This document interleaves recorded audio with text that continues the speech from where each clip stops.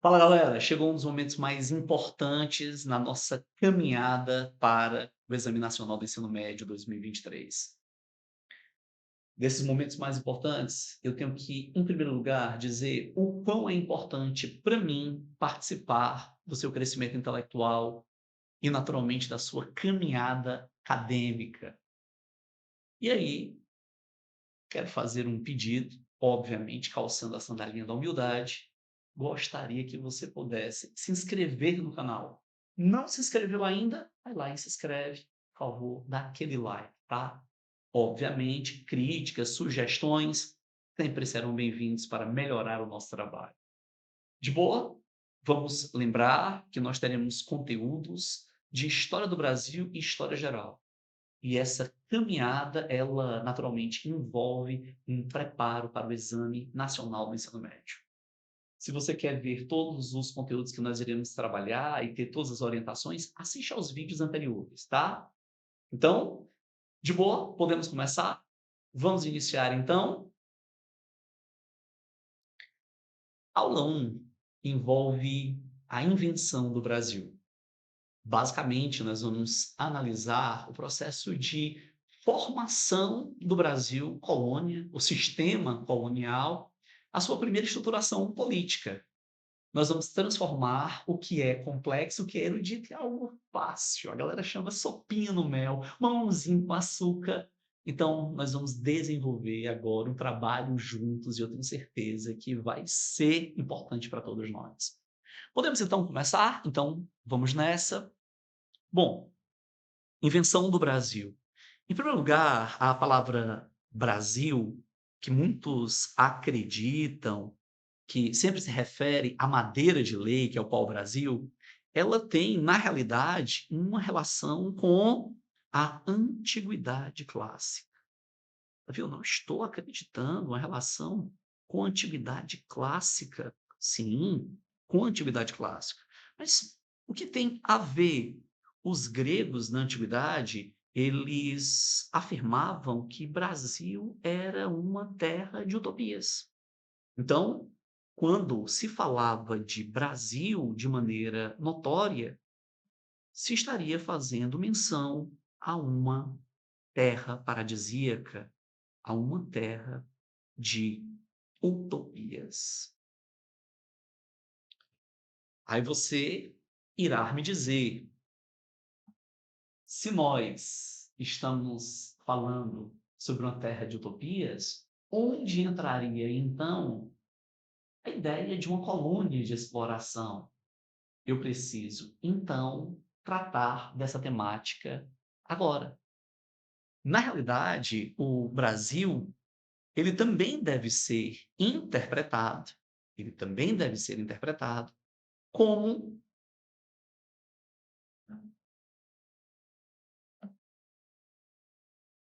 uma colônia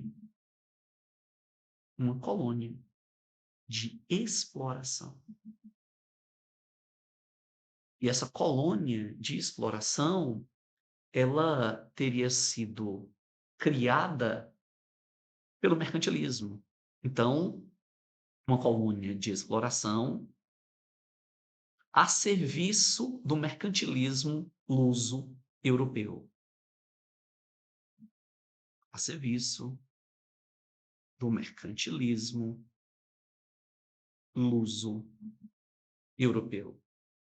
Nós não podemos deixar de fazer menção, não podemos deixar de citar. O Brasil, ele é criado pela Europa, notadamente pelos portugueses, com um objetivo. Qual seria esse objetivo? Atender à complementaridade. O Brasil deveria ser fornecedor de matéria-prima animal, mineral e vegetal. Você vai dizer assim, pô, Davi, você me parou agora para que você dissesse isso? Eu tenho que dizer a vocês, de forma clara, que para o mercantilismo europeu, notadamente o luso, o Brasil seria uma colônia de exploração para atender às necessidades complementares da Europa uma Europa que viveu a Grande Depressão do século XIV, associada à peste negra, à Guerra dos 100 Anos, à Grande Fome e às revoltas camponesas. Então, para o mercantilismo, o Brasil deveria atender às necessidades complementares. Fica então aclarado para nós que a palavra Brasil, entre os gregos, uma terra de utopia. Entre os próprios portugueses, nós não podemos deixar de fazer menção ao mito do rei Prestes João, mas, de qualquer monta, o Brasil deveria atender um universo da complementaridade. Complementaridade. Esse era o universo que o Brasil deveria atender. Então, nós não podemos esquecer, ao mesmo tempo em que o Brasil ele seria uma espécie de terra de utopia, seguindo a tradição clássica grega, já que os gregos chamavam de Brasil esse Éden a ser encontrado, nós não esqueceremos que o Brasil é fruto de uma empresa mercantilista. Então, seria uma colônia de exploração em uma América latina, tropical e, posteriormente, católica. Portanto, esse Brasil estaria orientado por um pacto colonial. Gente, eu espero que até aqui eu esteja me fazendo entender, mas naturalmente o meu objetivo é alcançar vocês. Como eu disse, transformando o complexo em algo simples, mas podendo também alcançar níveis intermediários e até mais profundos. De boa na lagoa, suave na nave, podemos ir juntos? Então, vem com o prof, por favor, vamos lá. Ora, se nós entendemos que o Brasil deveria ser uma colônia de exploração criada pelo mercantilismo luso-europeu para atender ao universo da complementaridade, então essa empresa mercantilista, ela estaria pautada pacto colonial, um pacto colonial. E aí vem um dos momentos mais importantes. Quando nós falamos de pacto colonial, nós temos aqui dois importantes vetores. Davi, quais seriam esses vetores que traduzem o pacto colonial? O primeiro vetor seria o monopsônio. Davi, pelo amor, que é o monopsônio? A colônia só poderia comercializar sua matéria-prima com a respectiva metrópole. Pelo monopsônio, a colônia só pode comercializar matéria-prima para com a sua respectiva metrópole, que seria Portugal. Esse é o monopsônio. Bom, o que seria monopólio? No monopólio, o que é que teríamos?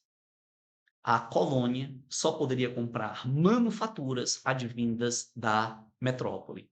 Gente, é importante agora a gente repetir, tá? No monopsônio, qual é a máxima? A colônia só pode vender matéria-prima para a metrópole. No monopólio, a colônia só pode comprar manufatura da metrópole. Pessoal, de boa até aqui? Podemos continuar, então? Eu sei que você está me dizendo um sim agora. Estou mais confiante de que o aprendizado está rolando. Então, eu vou continuar. Mas, obviamente, é fundamental, né, a sua participação. É fundamental que você venha entregar críticas e sugestões. Vamos caminhar juntos, pessoal. E eu acredito que essa caminhada acadêmica ela vai gerar grandes frutos. Eu compreendo quando nós trabalhamos de forma didática e nós conseguimos alcançar uma linguagem que possibilite aprendizado, você ganha discernimento de mundo. E fortalecendo o seu discernimento de mundo, você passa a ter um repertório competente para a redação. Mas, ao mesmo tempo, você conecta competência e habilidade que vai te auxiliar na interpretação de excetos, na resolução de situações problema. De boa? Vamos lá? Então, vamos juntos. Nós iremos agora para o período pré-colonial. Vamos analisar a pré-colônia. Primeiro momento da pré-colônia. A pré-colônia ela tem aspectos gerais, tá? Se a gente fala de pré-colônia, eu não posso deixar de mencionar de maneira natural e de forma óbvia a expedição. A expedição de Cabral. Davi, Cabral ele já sabia da existência do Brasil? Pensem comigo um pouquinho, tá? Antes de Cabral chegar aqui, quais eram as informações que se tinha? Bom, a primeira informação, em 1492, Colombo chegara à América Central. Segunda informação, 1494, o navegador espanhol Vicente Pinzón teria chegado à foz do Amazonas. Terceira informação, 1498, um navegador chamado de Duarte Pacheco, ele teria alcançado o litoral do Nordeste daquilo que um dia seria Brasil. Então, o que é que eu estou, de maneira factual, Davi, para tudo, o que é factual, de forma objetiva, enquanto acontecimento, que traz consigo elementos de registro. Eu estou dizendo para vocês que antes de Cabral aqui chegar, o que é que se constatava?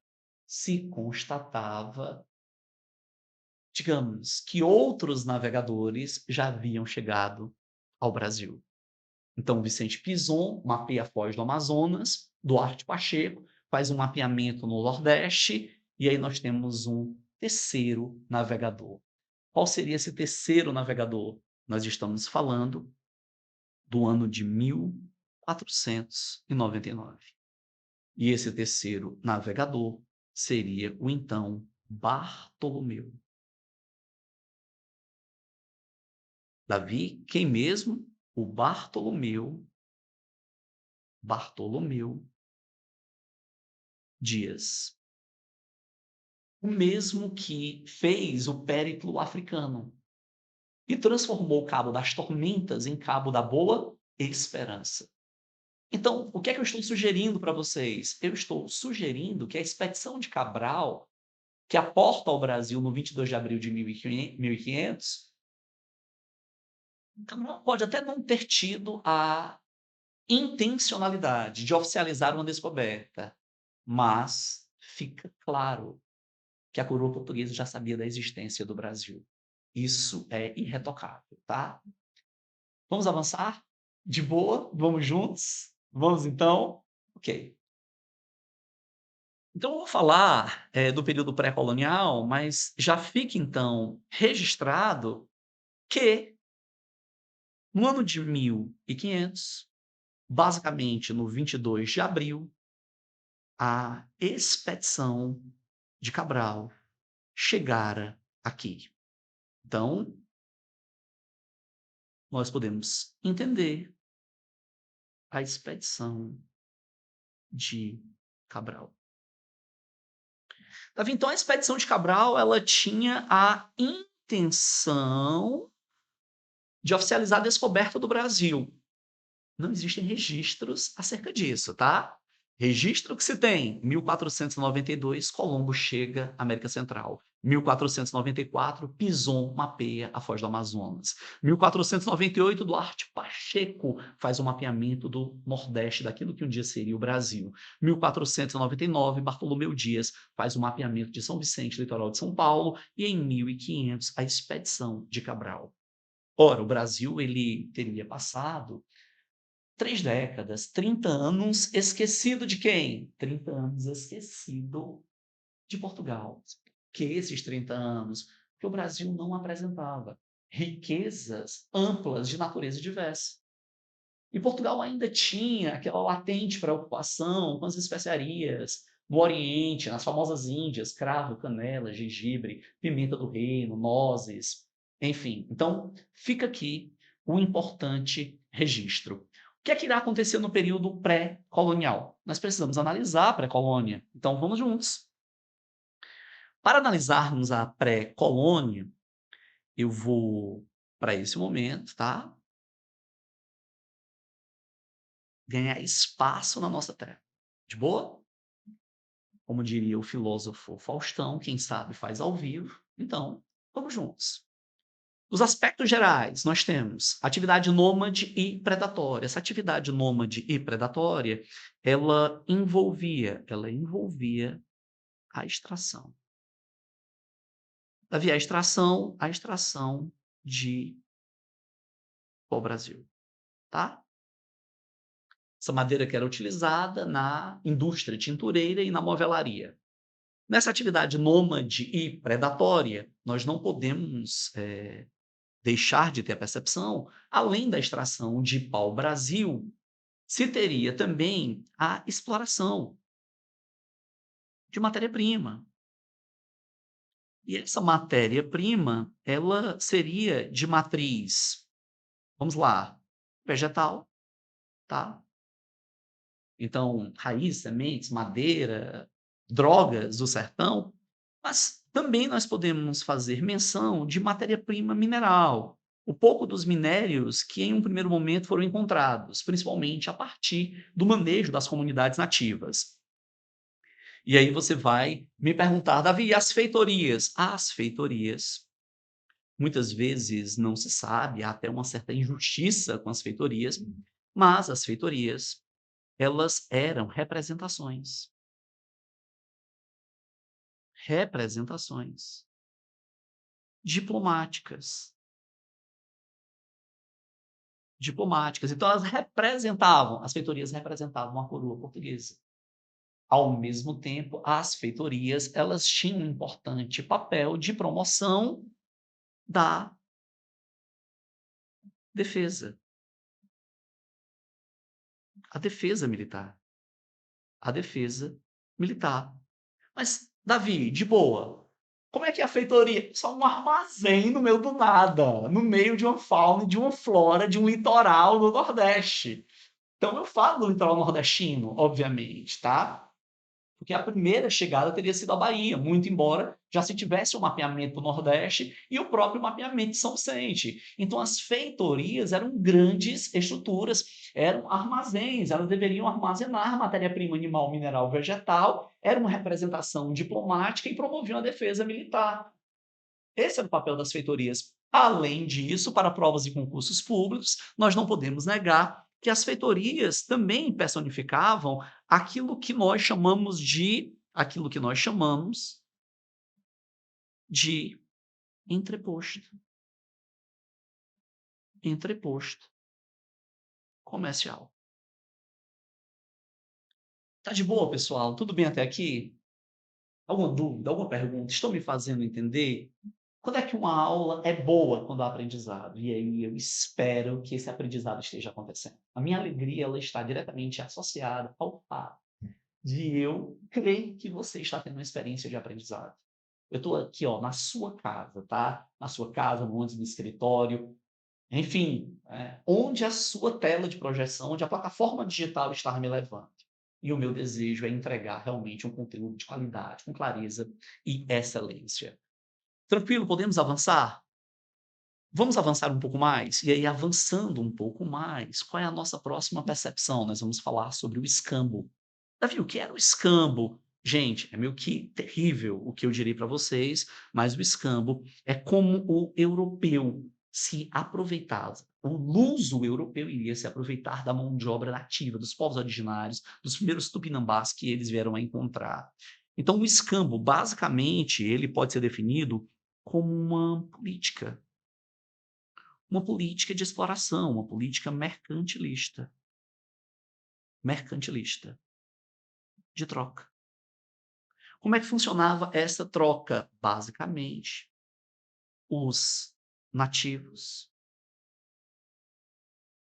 versus os colonizadores. Então a política era essa, nativos versus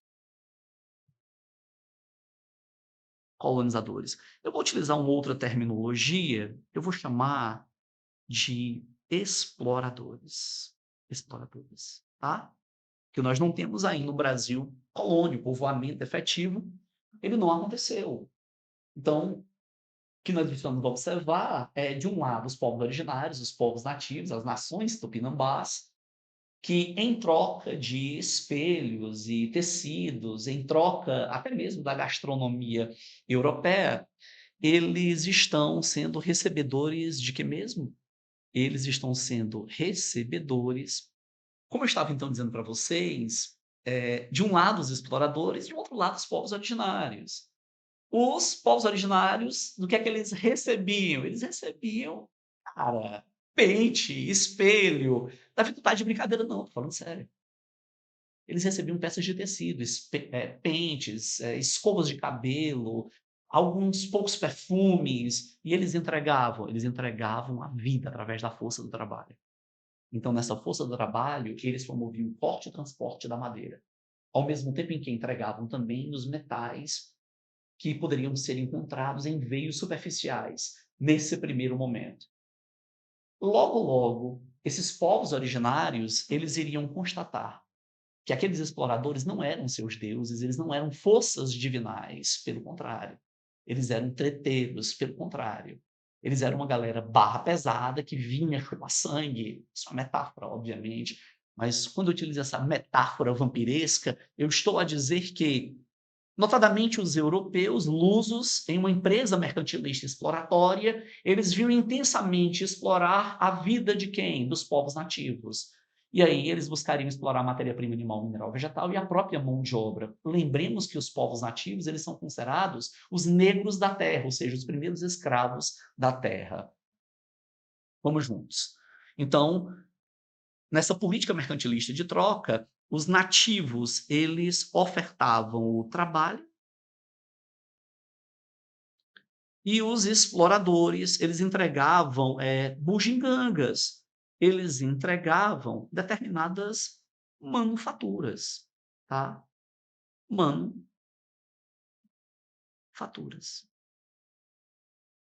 Eu espero que até que esteja tendo clareza para vocês, tá?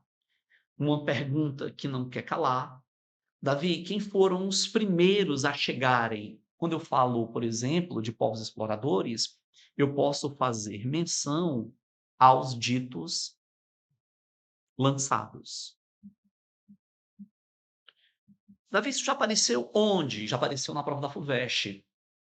Quem eram os lançados? Os lançados, basicamente, eles eram súditos do rei de Portugal. Então, eles eram súditos do rei que haviam cometido algum tipo de crime. E por terem cometido algum tipo de crime, eles eram lançados. Eles eram lançados na América ou ainda na África. Eu diria então que esses foram, digamos, os primeiros estrangeiros, os primeiros europeus, luso-europeus, a habitarem o Brasil pré-colonial. Tranquilo? Nós iremos agora virar a chave, iremos para a colonização, um momento importantíssimo, e aí vem a primeira definição. Davi, qual é a primeira definição que você quer apresentar? Quando nós falamos de colonizar, afinal de contas, o que seria colonizar? Envolve povoar. Povoar. Colonizar envolve a montagem de uma infraestrutura. Então, vai existir o povoamento, vai existir a montagem de uma infraestrutura.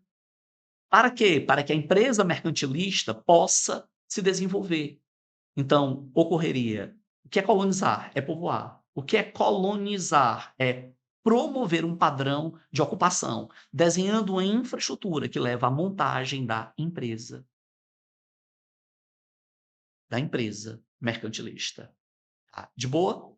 Então, só aclarando, tá?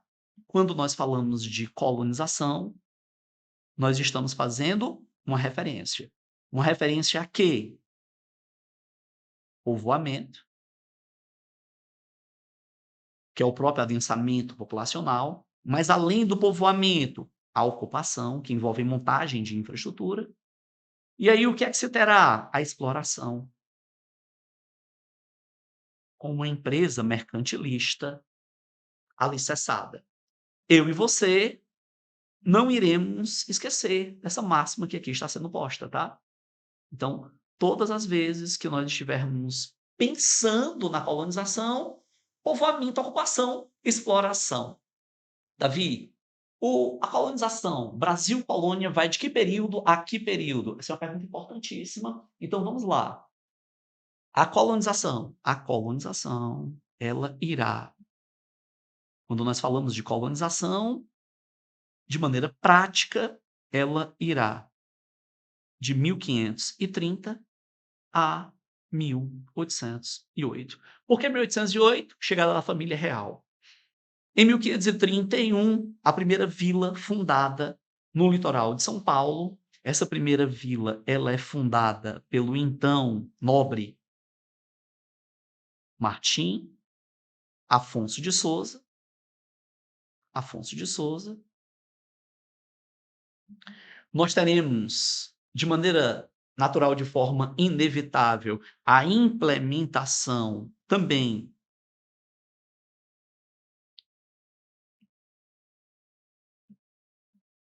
de sesmarias, que seriam divisões territoriais a serem produtivas, e além das sesmarias, as fazendas. Davi, para tudo, por gentileza. Para o mundo aí, eu quero descer. É muito decoreba, cara. Por favor, calma, respira fundo. Faz aquele momento aí, tá? Yoga de concentração, momento zen. Toma aquela aguinha para ficar de boa na lagoa, tranquilo, e volta comigo para o conteúdo. E, por favor, não venha se subestimar. Você pode ir muito mais além. Vamos só lembrar que você tem um potencial neural impressionante, uma cognição, uma capacidade criativa. Então, volta para mim, por gentileza. A gente está falando, então, do Brasil colônia. O Brasil colônia seria, portanto, um núcleo de exploração elaborado e criado por luso-europeus. O objetivo era, portanto, o fornecimento de matéria-prima animal, mineral, vegetal, bem como atender à universidade, ao universo da complementaridade. Martim Afonso de Souza funda a primeira vila lá no litoral de São Paulo. Ele também promove a distribuição de terras, lotes, divisões territoriais que deveriam ser produtivas, portanto, as famosas sesmarias. E ele promove também as primeiras divisões de fazendas, onde na região de São Vicente o solo massapê seria utilizado para a produção açucareira, a indústria açucareira. Lembremos que a coroa portuguesa vai optar pelo sistema de capitanias hereditárias. Essas capitanias hereditárias, elas seriam 15 unidades. 15 unidades. Administrativas. Essas 15 unidades administrativas, aliás, desculpa, preciso fazer aqui uma correção ao vivo, hein? 14 unidades administrativas para 15 faixas de terras. De boa? Essa seria a lógica. Davi, como é que eu faço para interpretar as capitanias hereditárias? Fundamentalmente importante, vem comigo, quando a gente trata das capitanias hereditárias, é importante lembrar que seriam núcleos administrativos, onde a empresa mercantilista ela vai se fixar. Davi, quem comanda as capitanias hereditárias? As capitanias, elas são lideradas. A liderança de nobres. Quem são esses nobres? Donatários.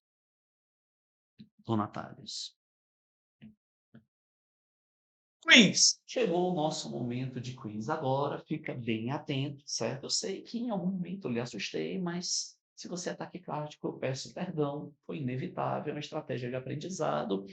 Vamos lá pensar, afinal de contas, quem é o proprietário das capitanias hereditárias? Quem é o proprietário das capitanias hereditárias? Se você disse as comunidades nativas, se você disse a igreja, se você mencionou donatários, você acaba de errar. Eu sei que você deve ter dito de maneira coerente, é o Estado português.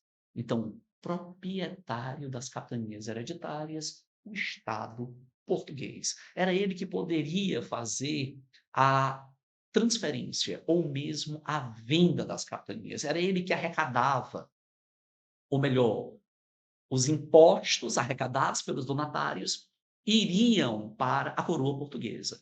Quero lembrá-los ainda que os donatários, eles tinham direitos e deveres, e esses direitos e deveres, eles eram regulamentados por 2 documentos. Quais seriam esses documentos que regulamentavam os direitos e deveres? Vamos lá pensar, por gentileza. Os documentos seriam os forais e as cartas de doação. Os forais e as cartas de doação. Então, os forais e as cartas de doação predeterminariam os direitos e os deveres dos donatários. Os donatários, eles não são os proprietários da terra. Na realidade, os donatários, eles eram nobres da baixa nobreza que entregaram as suas apostas no Brasil. Eles acreditavam que no Brasil eles poderiam enriquecer. As capitanias hereditárias eram unidades administrativas. Entendemos 14 unidades administrativas para 15 faixas de terras. Os donatários lideram, têm direitos e deveres, e os documentos que irão regular os limites administrativos e jurídicos, esses documentos seriam os forais e as cartas de doação. Tudo bem até aqui? Espero que esteja claro para vocês. Nós iremos continuar ainda nas capitanias hereditárias, é um tema importantíssimo para provas e concursos públicos, para o Exame Nacional, para a FUVEST, para a Nacional de Brasília, Unicamp, para a Universidade Estadual do Rio de Janeiro, Universidade Estadual, enfim, porque diz respeito aos primeiros núcleos administrativos que iriam projetar futuramente as províncias e os estados da federação, da futura república que o Brasil veio a se tornar. Ora, ora, ora. As capitanias hereditárias, elas traziam consigo raízes feudais. Mas, Davi, em que perspectiva elas teriam essas raízes feudais? Ora, vamos lembrar que as capitanias, elas poderiam ser vistas também como núcleos produtivos, havendo, obviamente, uma relação análoga à suzerania, onde the king, ou seja, o rei de Portugal, representaria o suzerano, e o restante eu acredito que você já sabe. Como assim? E o vassalo seria quem? Seria o donatário. Então a relação seria essa. Quando eu afirmo que as capitanias hereditárias, elas tinham raízes feudais, eu estou me reportando ao fato de elas estarem conectadas. Davi, conectadas a quê mesmo? Elas estariam conectadas a uma sociedade estamental, regulada por uma relação entre suzerano e vassalo, onde o suzerano era um nobre de maior monta, como o rei, e o vassalo era um nobre de menor monta, representado aqui pelo donatário. Davi, quais são os documentos reguladores dessas relações? Eu já havia dito outrora para vocês, eu vou apenas revisar. Esses documentos reguladores seriam eles os forais, onde os forais estabelecem limites jurídicos administrativos e as cartas de doação. As cartas de doação, elas trazem consigo um conteúdo. Qual é o conteúdo? Elas estabelecem um padrão. As cartas de doação estabelecem um padrão. Qual é o padrão? De como as capitanias podem ser transmitidas de forma hereditária. Então, forais e cartas de doação. Quais foram as capitanias que prosperaram? Bom, 2 capitanias: São Vicente, litoral de São Paulo, e Pernambuco. Davi, Pernambuco, Nordeste. Queria só lembrá-los, foram as 2 primeiras capitanias que prosperaram, e o motivo da prosperidade. O motivo da prosperidade de Pernambuco e São Vicente, para aquele tempo histórico, início do século XVI, condições ecológicas favoráveis, mas, ao mesmo tempo, uns investimentos que foram feitos pelos ditos donatários. Pernambuco e São Vicente se desenvolveram potencialmente por meio da empresa açucareira. Foi a empresa açucareira que possibilitou esse desenvolvimento de alta lucratividade. De boa, pessoal, até aqui? Tudo bem? Podemos continuar? Será que eu estou me fazendo entender? Está claro até aqui? Então, em linhas gerais, o Brasil foi uma colônia de exploração em uma América Latina tropical católica. O Brasil ele foi liderado pelos donatários, que eram integrantes da nobreza, da baixa nobreza. Eles não eram os proprietários das capitanias, as capitanias eram propriedade do Estado. E o Estado se confundia com a figura do próprio rei. As capitanias deveriam ser núcleos administrativos que permitiriam práticas exploratórias, fazendo com que matéria-prima animal, mineral, vegetal pudessem ser alcançados. Lembremos que a coroa portuguesa, ela não produzia riqueza alguma. A riqueza era produzida pela exploração social do trabalho de africanos, de povos nativos, bem como da própria população pobre advinda da Europa, como os lançados, que cometeram algum tipo de crime em Portugal, e eles trabalhavam aqui como eles trabalhavam aqui, os lançados, como arrendatários. Então, eles alugavam terras para si. De boa? Tranquilo? Vamos continuar? E por que as capitanias fracassaram? Motivo do fracasso. Eu posso elencar alguns motivos, tá? Então, vamos aqui tecer alguns motivos do fracasso das capitanias: invasões estrangeiras, os ataques indígenas, condições ambientais desfavoráveis. Mas eu diria que, dos motivos capitais, primeiro, falta de investimentos. Falta de investimentos, tá? Esse é o primeiro motivo capital. Segundo motivo capital, o desinteresse dos donatários. O desinteresse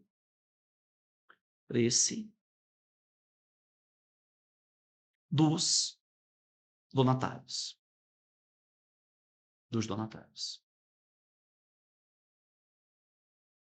Poxa, Davi, eu tô acreditando. Eu parei só para você me dizer esses 2 tópicos. Gente, para provas e concursos públicos, baixo investimento, o desinteresse dos donatários. Mas eu também poderia fazer menção de um terceiro momento.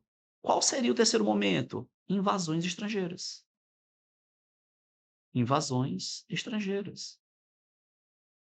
Eu poderia dizer a falta de comunicação entre as próprias capitanias, ou mesmo eu poderia fazer menção da distância para com a metrópole. A metrópole deixava aquela região semi-abandonada, a distância para com a metrópole. Aí você pergunta, Davi, nos aproximamos do grande finale? Claro que sim. E é você que vai conduzir ao final agora. Davi, sem fake news. Como é que é esse final? Você já sabe, o Brasil foi inventado por uma empresa mercantilista, que deu vida a uma unidade de exploração em uma América Latina tropical católica, regida por um latifúndio agroexportador, orientado pela exploração do trabalho escravo de povos originários e de povos africanos. As capitanias, na sua maioria, vieram a fracassar, então a coroa portuguesa, para que pudesse recuperar as capitanias, ela vai fazer investimentos. Ela montará o governo geral. Como eu ia dizendo, estamos chegando ao fim. Então, ao chegarmos ao fim, nós vamos tratar do governo geral. O governo geral, ele seria a estratégia da coroa portuguesa para recuperar as capitanias hereditárias. O governo geral foi representado por, vamos lá, vamos comigo, Tomé de Souza, fundador de Salvador, da primeira biblioteca, da primeira faculdade de medicina, ele que vai implementar fortemente a atividade pecuarista. Temos o Duarte da Costa, lembrado pelos jesuítas Nóbrega e Anchieta na fundação de São Paulo, mas ao mesmo tempo Duarte da Costa lembrado pelas invasões francesas. Mendes Sá, junto com seu sobrinho Estácio de Sá, lembrados pela expulsão dos franceses. Mas, em linhas gerais, para provas e concursos públicos, o governo geral ele deveria fornecer apoio. É assim que é cobrado na FUVEST, na UERJ e no Enem. Qual seria o tipo de apoio? Apoio militar. Aí é a figura do Capitão Mó. Qual o tipo de apoio? Financeiro. A figura do provedor Mó. Qual o tipo de apoio? O apoio jurídico, a figura do ouvidor. Ouvidor bom. Então, o governo geral, ele não veio para acabar com as capitanias hereditárias, ele veio centralizá-las, dar apoio militar, financeiro e jurídico. E lembremos que várias capitanias agora irão prosperar, como a capitania da Bahia, que será o segundo maior polo de produção açucareira, somente atrás de Pernambuco, como a capitania da Paraíba, a capitania do Maranhão, várias outras capitanias nessa geografia colonial passarão a prosperar. Talvez você queira saber, Davi, quem realmente tinha o poder no Brasil colônia? Bom, o governador geral, a partir de Salvador, ele comanda a gestão dos recursos e fiscaliza os donatários. Os donatários, eles teriam poderes sobre as unidades administrativas, que seriam as capitanias. Contudo, localmente falando, quem comanda são as vilas. As vilas que seriam as futuras cidades, regidas pelas câmaras, as câmaras municipais. Fique atento, esse é um momento importantíssimo. Quando você diz que as vilas elas são regidas pelas câmaras municipais, as câmaras as câmaras elas funcionavam como poder executivo, judiciário e legislativo. Elas administravam, mas ao mesmo tempo faziam leis, tinham um papel de juiz, de polícia. As câmaras elas eram comandadas pelos homens bons. Ei, Davi, você está de brincadeira. Homens bons, que parada é essa? Eu estou falando da aristocracia. Ou seja, eu estou falando,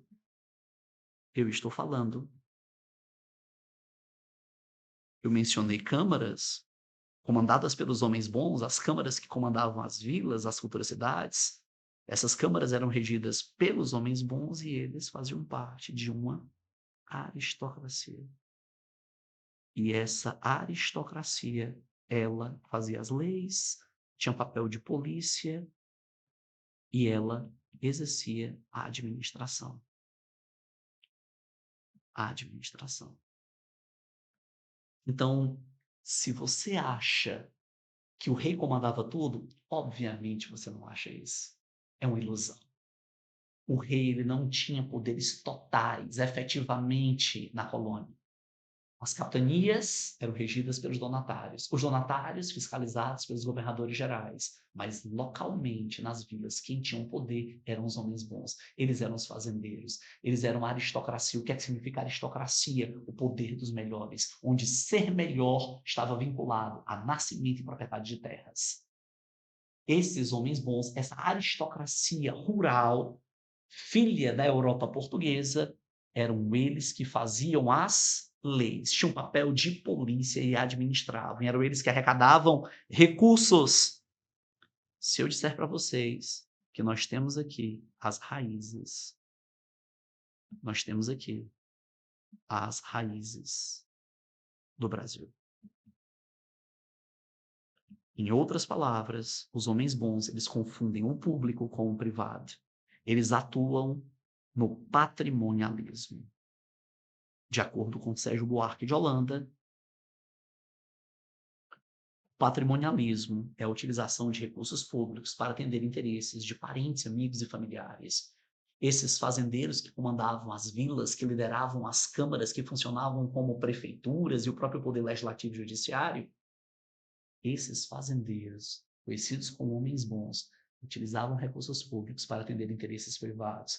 Esses fazendeiros, eles empregavam parentes e amigos, o nepotismo.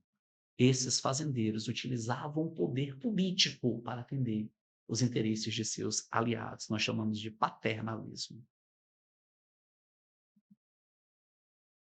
Essa tríade que eu acabo de apresentar, patrimonialismo, nepotismo e paternalismo, representam as bases da formação da sociedade estatal e tronal que daria vida ao Estado monárquico brasileiro em 1822. São os vícios do Brasil colônia que se projetam no Brasil império e alcançariam o Brasil republicano. Nós fechamos esse primeiro ciclo, quero dizer, da honra que foi ter trabalhado com conteúdos em nível simples, intermediário e avançado.